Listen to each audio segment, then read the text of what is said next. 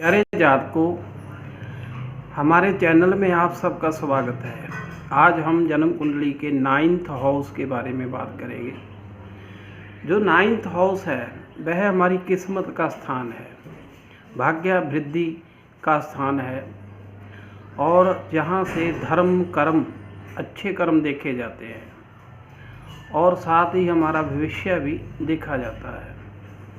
साथ में हमारे पूर्वज कैसे थे वो देखा जाता है।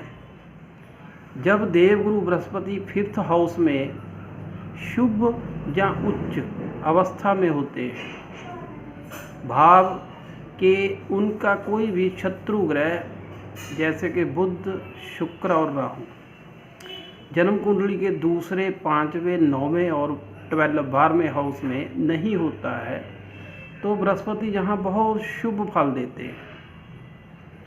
जातक के जन्म के समय ही घर में सोना चांदी और धन के भंडार होते हैं। जातक के दादा और उसके पिता बहुत समृद्ध परिवार होते हैं। घर महलों जैसा होता है, किसी चीज़ की कमी नहीं होती है और दादा और पिता धर्म कर्म करने वाले होते हैं। ऐसे ही जातक ज्यों ज्यों विद्या प्राप्त करता जाता है, धर्म कर्म करता जाता है, त्यों त्यों उसका यश मान ख्याति, उसकी सेहत अच्छी होती जाती है। धन की कमी नहीं रहती है। धन इतना होता है कि उसे गिनने से नहीं, तोलने से गिना जाता है, तोल कर ही गिना जाता है, इतना धन होता है। साधु संत उनके घर खाना खाते हैं या साधु संतों के लिए ये लोग भंडारे लगाते हैं, धार्मिक स्थानों में धन की सेवा करते हैं और ऐसे जातक के पूर्वज, उनके दादा या उनके पिता किसी धार्मिक स्थान के प्रधान या वहाँ के मेंबर भी हो सकते हैं या सेवादार भी हो सकते हैं। इनके कारोबार बहुत ज़्यादा लंबे समय तक चलते हैं।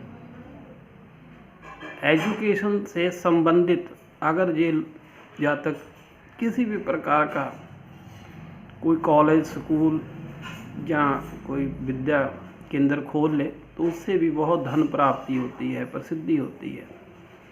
उसके संस्थान चारों तरफ बहुत फेमस होता है।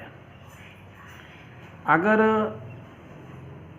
जातक यहाँ अपने गुरु को किसी कारण से खराब कर ले, जैसे जातक जुआ, सट्टा, लॉटरी, मीट, शराब, अंडा इन चीज़ों का सेवन करना शुरू कर दे, जहाँ जातक का दूसरे, 5वें, 9वें और 12वें भाव में बुध, शुक्र, राहु ग्रह खराब अवस्था में पड़े हो और देवगुरु बृहस्पति का फल खराब कर रहे हो, इससे भी मंदा फल प्राप्त होता है।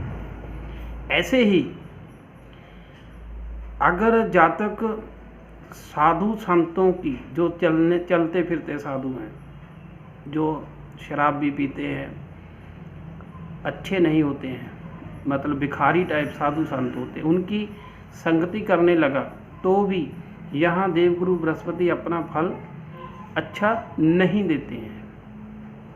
तो जातक का के पितरों का कमाया हुआ धन मिट्टी में मिल सकता है, उनका यश मान ख्याति खराब हो सकती है, दादा की मृत्यु या पिता का साया जल्दी उठ सकता है। इस प्रकार चारों तरफ नुकसान ही नुकसान हो सकता है। जातक को अपनी ज़िंदगी चलाने के लिए बहुत मेहनत करनी पड़ सकती है। तो जातकों, अगर आपका बृहस्पति 9th हाउस में हो तो आप ध्यान दीजिए। अगर आपको सब कुछ प्राप्त हो रहा है, आपका लाइफ अच्छा है, तो आप धर्म कर्म करते रहिए और शुभ कर्म करते रहिए। आपका धन दिन दुगनी रात चौगनी स्पीड से और बढ़ता जाएगा।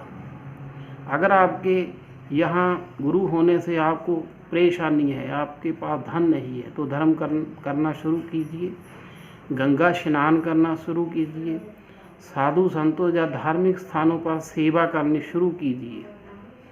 ऐसे ही अगर आपके 2, 5, 9, 12 में बुध, शुक्र या राहु हैं, इनका दान करना शुरू कीजिए।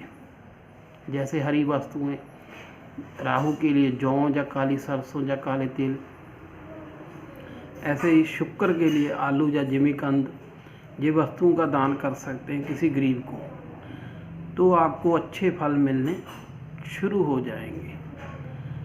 अपने दादा, अपने पिता का सम्मान करें। दादा के समान जो उम्र के लोग हैं उनका पाँव छूकर उनका सम्मान करें।